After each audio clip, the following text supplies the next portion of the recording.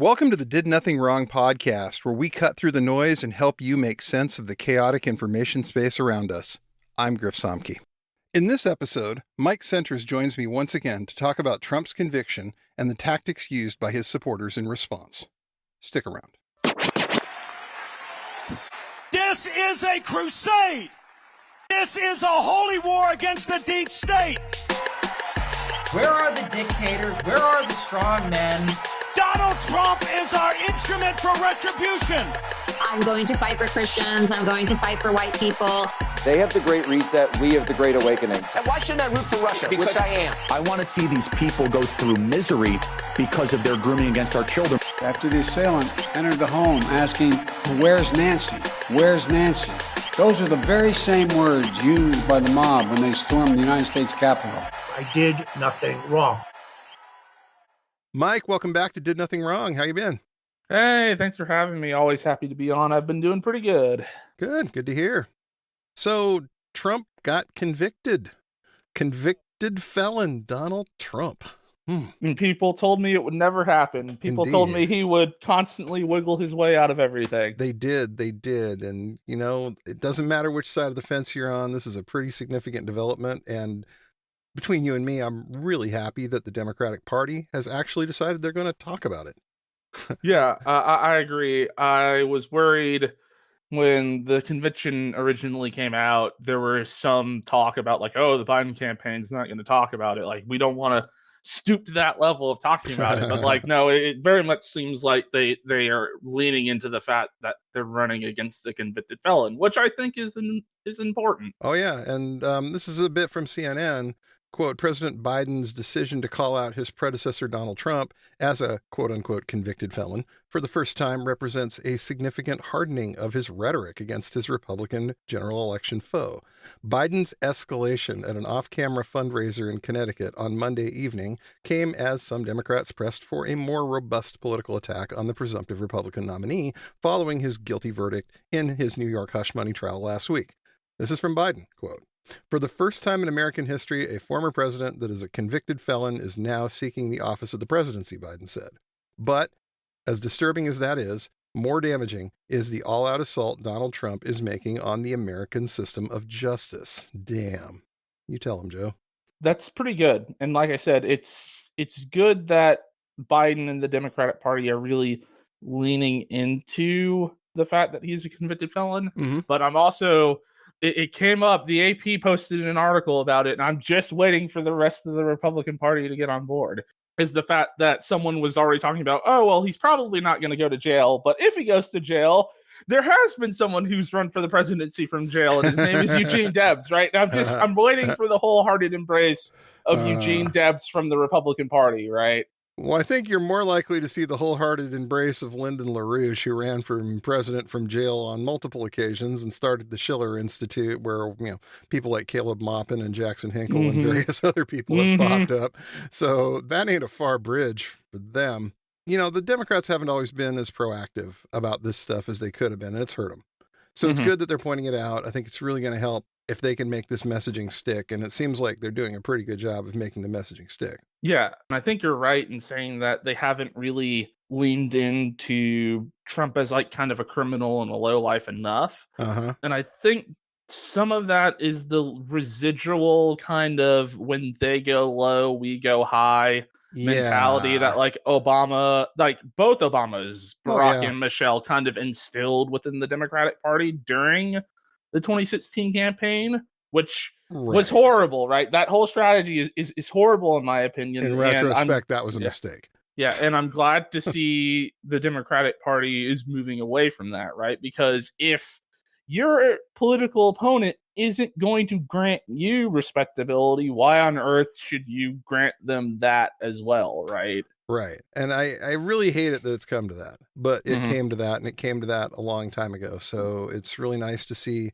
you know, the Democrats get in the game on this one. It really is, because the alternative for, you know, as much as some people dislike Biden, people have their issues with him, the alternative is so much worse, as we've covered on many occasions. So, and, you know, MAGA is absolutely hopping mad about this.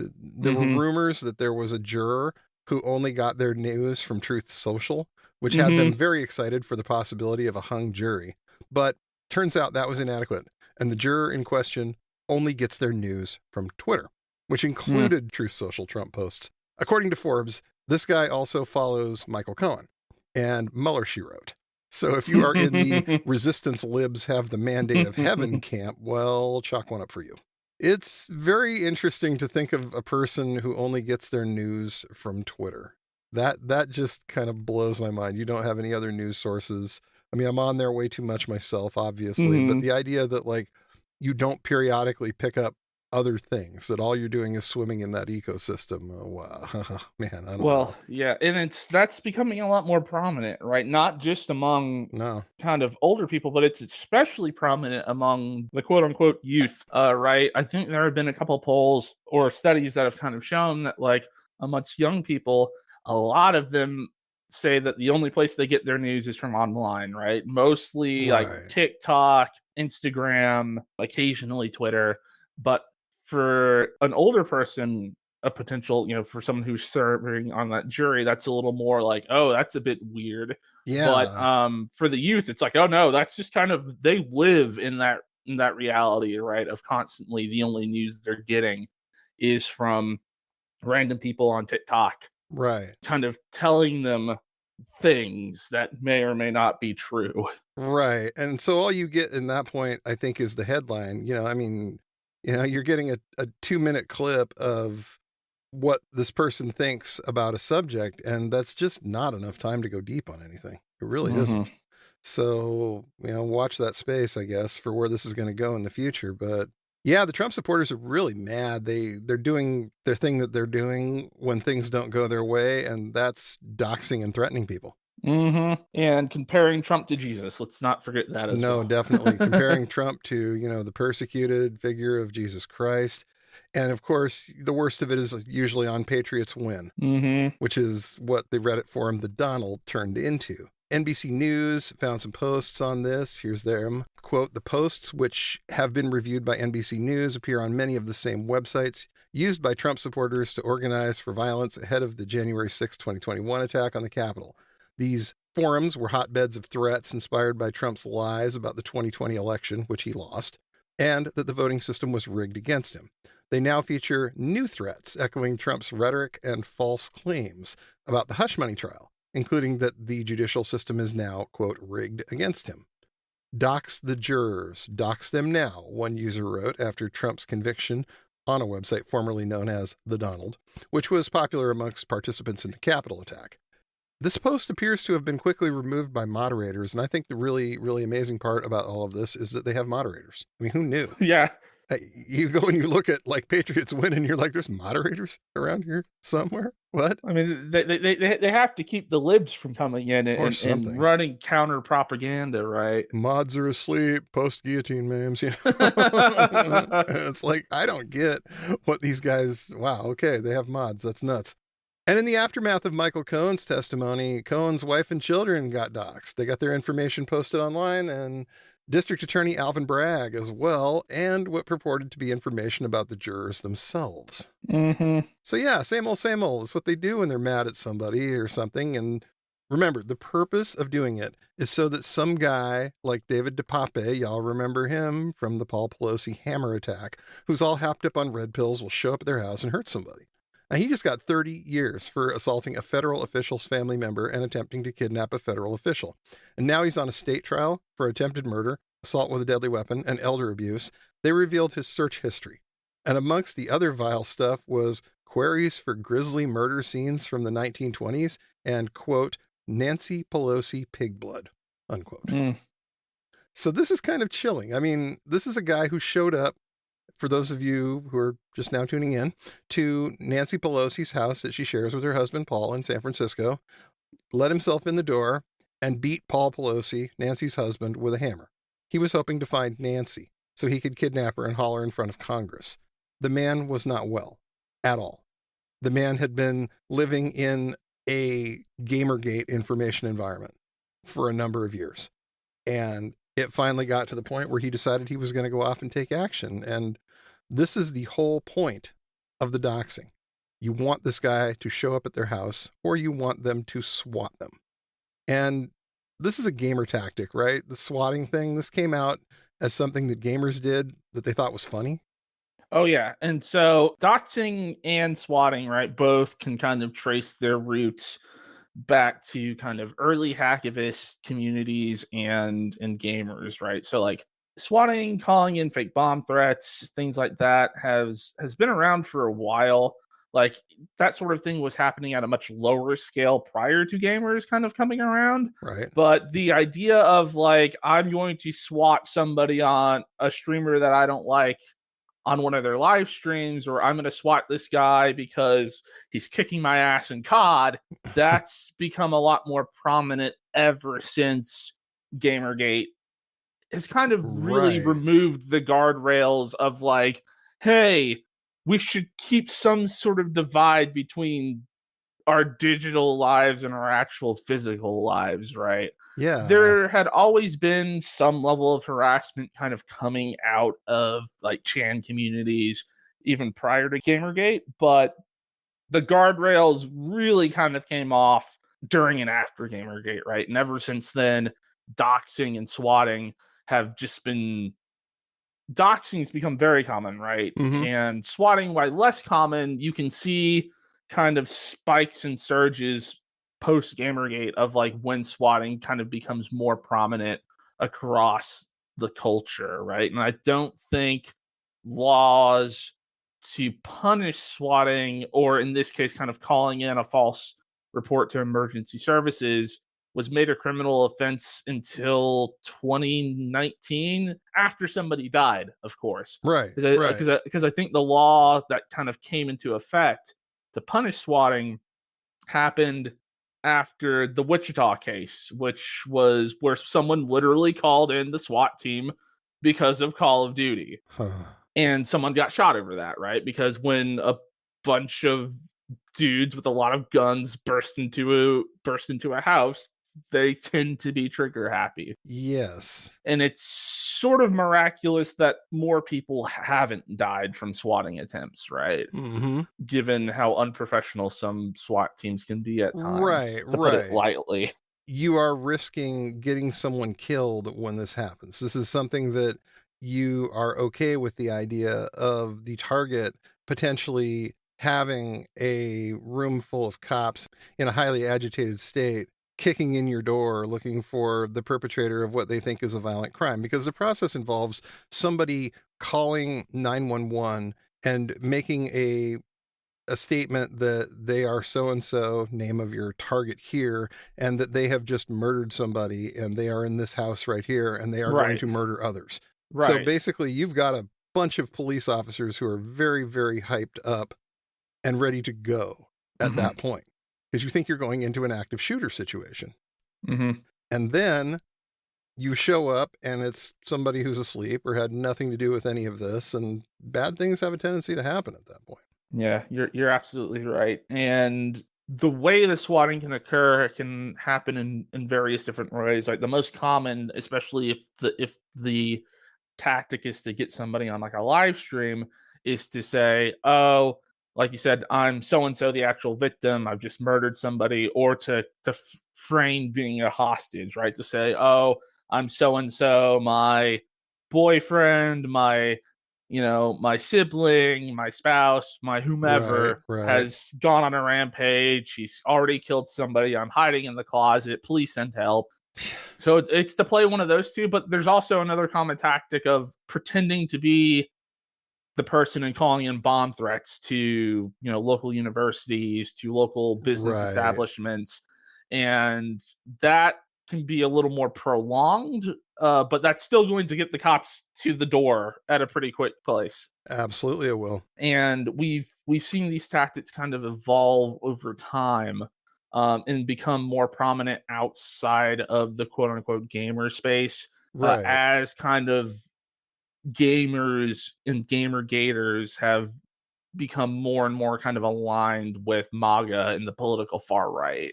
And it's even gone to the end of the far right. Like there was a case in 2020 and in 2021 where a guy by the name of John Cameron Denton of Montgomery, Texas, he's 27, he ran the Atomwaffen Division, who are a international white supremacist group linked to arms dealing, murder, and other crimes, according to Courthouse News Service here, which I'm reading. He was outed as a member of Atomwaffen by the journalistic organization ProPublica when they wrote their big piece publicizing Atomwaffen. And he decided that in return for that, he was going to have some of them swatted. He would call in fake bomb threats to these places, called in one for ProPublica's office in New York. He also targeted a Virginia university, an unnamed former cabinet member. It was actually Kirstjen Nielsen, the former Secretary of Homeland Security.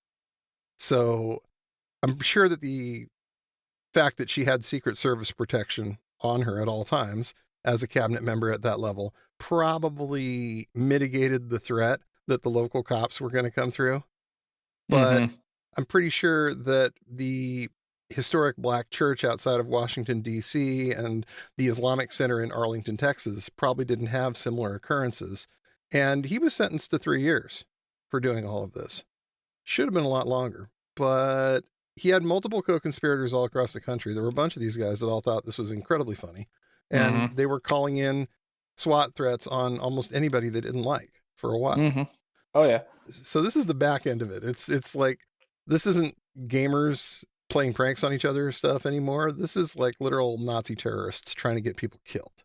And I mean, you mentioned all the co-conspirators, right? The fact that these people have Discord servers or Telegram channels where like they'll post, hey, I'm going to dox this guy. Let's see if, here's all of his information, or, hey, I'm going to SWAT this guy. Let's listen to like the freaking police radio of the town to kind of hear what's going on. Right. Yeah. And to kind of mention like the gamer connection again is like when gamers SWAT people on stream, they'll post the stream in Discord and be like, hey, I'm going to SWAT this guy. Let's see what happens. Right. It's amusing to these people. It's all, I don't want to call it performative, but it's consumption, right? It's a form of entertainment on top of being political, which is just horrifying to think about in a lot of ways. It really is. And it happens so frequently. It happened to Michael Fanone's mother recently. He's the Capitol police officer who was nearly killed by the mob during the insurrection of January 6th. And he spoke out during Trump's trial, calling him, quote, an authoritarian with a violence fetish. And then hours later, sure enough, what do you know? His mom got swatted at her home in Virginia. His mom. And this mob is so mad at this guy for saying something like that about Trump that they try to get his mom killed. I mean, where's the bottom? I don't think there is one, right? And that's kind of the point. And the fact that some of these people are starting to go to jail for this is a good thing. But the fact that the laws in the books only have existed since 2019 kind of shows law enforcement and kind of the justice system in general is still very much behind on like being able to respond adequately to these threats and being able to prosecute them effectively. Right. And that's always kind of been the case with newer technology, anything online. It's always taken law enforcement a while to catch up to what's going on outside. There's actually a really fascinating book on one of the first cases of espionage and hacking that got prosecuted. It's by a guy named Cliff Stahl, who was a computer scientist at Cal Berkeley in the day. It's called The Cuckoo's Egg. And it starts with a time error, like a rounding error of how much time was being used on a university computer back in the day when you had to pay for these things. And this guy's a grad student trying to figure out why there's like a 5-cent rounding error on this that he can't get to square. And it ends with a German national who was being run by the KGB to get into Lawrence Livermore National Laboratory and the old DARPANet and steal whatever he could. And it took Cliff Stahl years for anybody to actually listen to what this guy was saying. But in the end, they figured out, oh yeah, this was actually a real thing. And this was somebody very serious. So now we're seeing laws against this kind of stuff, but it took years for him to even get anybody who could understand what they were talking about. Right. And this is a very similar situation, it seems. Mm-hmm. And doxing and swatting, right, as tactics have definitely become more prominent with kind of the rise of just the internet being everywhere, right?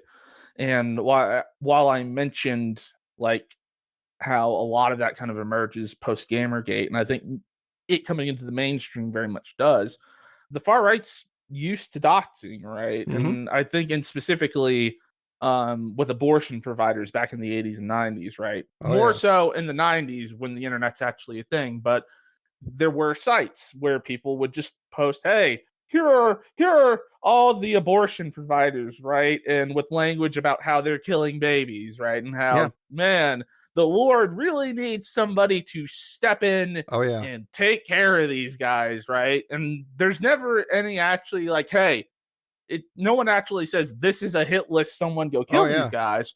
But the language and the rhetoric that surrounds it, it's very easy to see what's being implied and how someone who's in the know is expected to react, which again, like what you were talking about, is a way for the site provider, someone who's actually doxing, providing the information, to wash their hands of anyone that does show up at the abortion clinic and shoots an abortion provider, right? They can say, hey, I never said shoot the abortion provider. I just happened to post the address of their abortion clinic and where they live. And so, like you were kind of saying, is it's not explicit, right? There's no explicit call for violence, but like what is being implied and what the person who puts that information wants to happen is violence, right? With the Pelosi's, with these abortion providers, with swatting, it's never explicit, and there's always a fallback that they can fall back on, right? Like, I never actually said someone should hit Paul Pelosi over the head with a hammer. Exactly. I just implied that Nancy Pelosi is a part of a baby eating cult. Exactly. So that's my freedom of speech to say that. I didn't say that somebody should take her address that I'm also posting with this statement, go there with a hammer and try to kidnap her. Exactly. Never said that. You're accusing me of something I didn't do. And it's like, well, yes, technically you didn't do that. And this is where it kind of hangs up, at least for me as well, because I think the problem is that you have that right in this society to say these things. You have that right to call Nancy Pelosi a baby eater. You have that right to say she's, drinking adrenochrome. And you have that right to tell people that they should be upset about this. But it seems that, posting their address at the end of that is almost a bridge too far. Even from a free speech perspective, you're not protected from anything. You're protected from most things, but there's that clause of like fire in a crowded theater here. If you know that your words are likely to cause harm in some very tangible way, there have been cases where this is not necessarily as cut and dried as all that. And it'll be interesting because I think we're going to run into that at some point. I really do. And I think the more that kind of swatting and doxing kind of becomes more prevalent, right, the more that the justice system and our ideas of free speech versus a right to privacy are going to clash like very hard, right? And like, here's the thing with a lot of those people who are, especially on the right, who are doxing people, right? They would absolutely assert that someone doesn't have a right to dox them, right? They would almost certainly say like, hey, like, you can't just post my information out there. They might make an argument for like Nancy Pelosi that like, well, she's a public figure or a public official. Like, it's easy to figure out where she lives. But my guess would be they would absolutely kind of assert their own right to privacy and saying like, hey, I can dox people, but you can't dox me. Like, I'm obviously drawing a line there, which again, that'll get into the whole, where does kind of freedom of speech end and a right to privacy begin? Yeah. And it's a real interesting question. There's a wonderful dissent in a 1949 free speech case written by Justice Robert H. Jackson of the Supreme Court, Terminello versus Chicago. The majority opinion had overturned the disorderly conduct conviction of a right-wing priest whose anti-Semitic pro-Nazi rantings had incited a riot. Chicago tried to charge this guy with breach of the peace, and the court felt that that violated the First Amendment. Jackson, after serving as a judge at the Nuremberg war crimes trial, wrote a 24-page dissent on this, saying, "The choice is not between order and liberty. It is between liberty with order and anarchy without either. There is the danger that if the court does not temper its doctrinaire logic with a little practical wisdom, it will convert the Constitutional Bill of Rights into a suicide pact." And that's that phrase that just keeps coming up. The Constitution is not a suicide pact. Mm-hmm. And it took the guy going to Nuremberg and seeing as a judge what the logical conclusion was of letting these people say anything they want for a number of years. And he comes back and he's no longer a free speech absolutist. That's interesting. That's really, I wonder sometimes about that. Is that really where we're going with all of this? The nice thing is, however, and I know this is a weird thing to think is a good thing, but we do have an election coming up. Mm-hmm. And I'm actually reasonably optimistic about this election. And the reason I feel like I'm optimistic is because the Trump coalition, the MAGA coalition, as it were, that got him elected, is basically held together with baling wire and spit. There's a lot of different groups that have to get along with each other. And for the most part, they don't. They agree on hating the liberals, and they agree on wanting Trump to be president. And that's about it in a lot of cases. And they need to keep all of these groups on side if they want to make this happen. They can't afford to lose votes here at all. And we're starting to see the fracturing of these groups. There was a really wonderful argument between Laura Loomer, who we've covered on this program extensively, who's an utter nutcase, and Nick Fuentes, who we've also covered on this program extensively, both of whom are ostensibly supporting Trump, but Nick Fuentes is very upset at the fact that Trump has taken a $100 million donation from Miriam Adelson, who is the widow of the late billionaire Sheldon Adelson. And Sheldon Adelson was a huge supporter of Israel in all of its anything. You know, he's friends with Netanyahu. He was very much in favor of Israel should be able to do whatever it wants. And without, overstating the point, Nick Fuentes is not exactly a supporter of Israel. And he is all of a sudden convinced that Trump is now selling out like he did in his first term to the Jewish people around him. And of course, Nick Fuentes has opinions about the Jews, and he doesn't like that, and he's upset. So watching him and Laura Loomer fight about this was pretty wonderful, because it means that one of them is increasingly likely to take their ball and go home and sit out the election. And speaking of Fuentes, right, a couple days ago, it was shared kind of around on Twitter, one of his kind of speeches / rants about how the movement, the MAGA movement, the far right movement, the conservative movement, however you want to spin it, how at its core it needed to be Catholic, right? And at the heart of this, he's going on about, the Jews, because he has opinions about the Jews, but specifically he is in this kind of couple minute speech. He says hey, we can't be relying on hillbillies out in the sticks. We can't be relying on rich conservatives who are secretly in the employ of the Jewish people. The true heart of the conservative movement has to be Catholic. And yet, for anyone who knows about the tensions between kind of evangelicals and Catholics, those tensions run back a very, very, very long time. Yes. Right? Yes. And for a lot of people who kind of think, oh, America's pretty secular, and they think, when they think Christianity, they think specifically evangelical Christianity, right? Because that's what most Americans think about when they think Christianity here, is the fact that Catholics are still pretty prominent here in the U.S., not as large as evangelicals, but they're still around. Two, a lot of evangelicals still just absolutely hate Catholics, right? They do. You go to wherever sign-holding Christians show up to kind of let you know that you're having too much fun. I was specifically thinking of whenever I went to the Cincinnati Oktoberfest. with a couple of friends when I lived in Kentucky. You would have Christians show up with signs letting you know that you shouldn't be there drinking.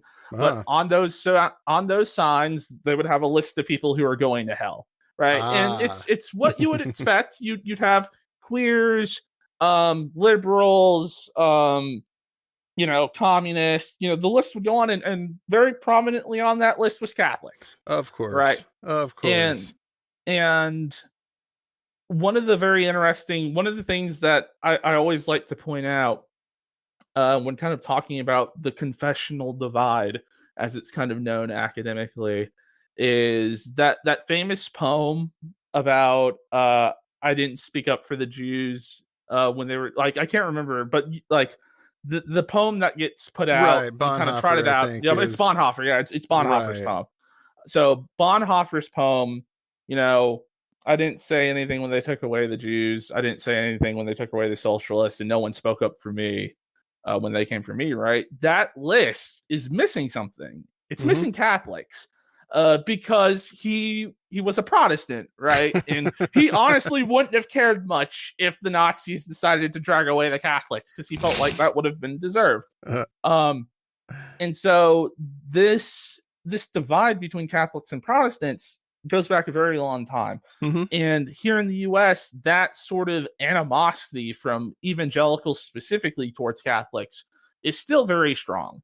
And so the idea that Catholics think they can somehow coexist for a very long time with evangelicals is patently absurd, right? They were allied in the fight kind of against abortion, but now that that's more or less been resolved, with kind of the dismantling of Roe, Catholics are going to find increasingly that they aren't going to be as welcome within kind of conservative circles. And as I've kind of pointed out, with the MAGA coalition, you have all these desperate groups, right? You have kind of the people who came into it through the militia movement from way back then, right? You have your neo-Nazis and your Klansmen. You have the evangelicals and the Christian nationalists who came in it through Falwell, Liberty, and the alliance of the evangelicals with Ronald Reagan. And then you have Catholics who came in to fight abortion. And then you have weebs, right? Weebs, gamers who man, I'm tired of post-gamer gators. I'm tired of the SJWs, censoring my games and making it so I can't look at digital breast.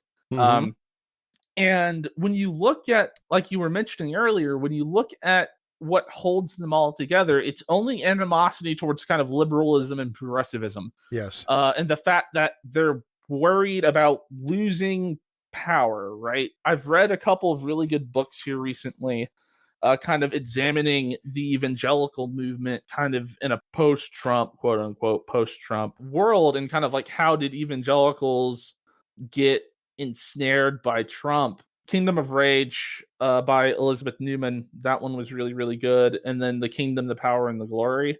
Okay. Those are both really good books kind of examining the evangelical movement from evangelicals who have kind of been left adrift, you could say. Right. From the evangelicals going really hard into the far right, kind of questioning how did this happen? And they both arrive at sort of the same conclusions, which is evangelicals are afraid of losing power. Because as much as evangelicals kind of express kind of, Christians are persecuted, we're not in power, right? They very much understand that they were in power when Reagan was around, right? When kind of Reagan and Bush were both the leading conservative figures, they were presidents, right? They understood that they had a lot of political power in that. And they've put all their hopes on Donald Trump because they've realized that they're increasingly becoming a minority within the country as evangelical churches just hemorrhage membership over time. And so they're worried about losing power, and they see Trump as a way to gain that power or maintain their grip on power. And, these other groups kind of come into allegiance with the evangelicals and the far right for various similar reasons. They want power, right? Or they're worried about some aspect of their life kind of being eroded away, right? The gamers and censorship.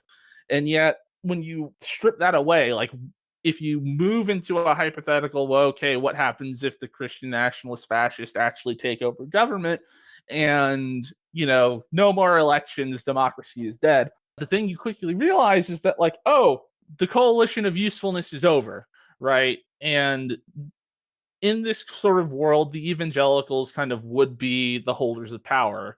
And you better freaking believe that at that point, like, once they take care of the libs, which is an all-encompassing umbrella for progressives, liberals, queer people, people of color, non-Christians, right? Like, once those people are more or less taken care of or marginalized, the next people on the chopping block are going to be Catholics and weebs and gamers, right? Because you better believe that these evangelicals want to rid the U.S. of popish influence, right? Oh, yeah.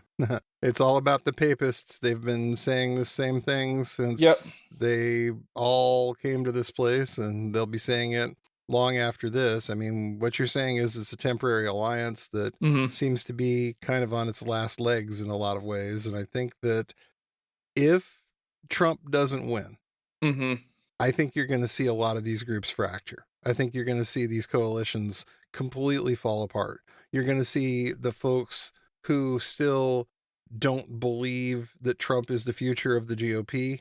Maybe they're prepared to like hold their noses and vote for him again this time.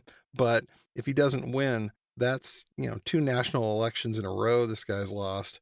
And you then have to ask yourself, is MAGA a viable national strategy?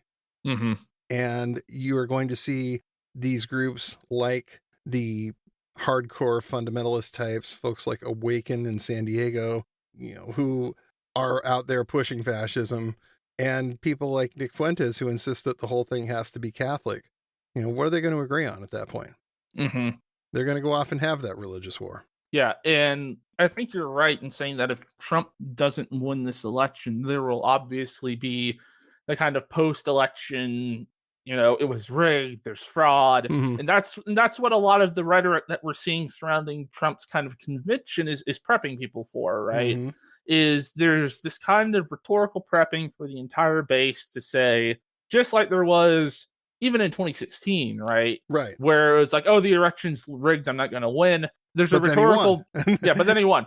But they still wanted to lay that rhetorical groundwork, right? Yes. They did the same thing in 2020. They're doing the same thing now, where they're rigging the base, right, for political violence after the election if Trump loses. People in 2020 would say, oh, well, you're being ridiculous. They're just being outlandish. They're not actually priming people for political violence.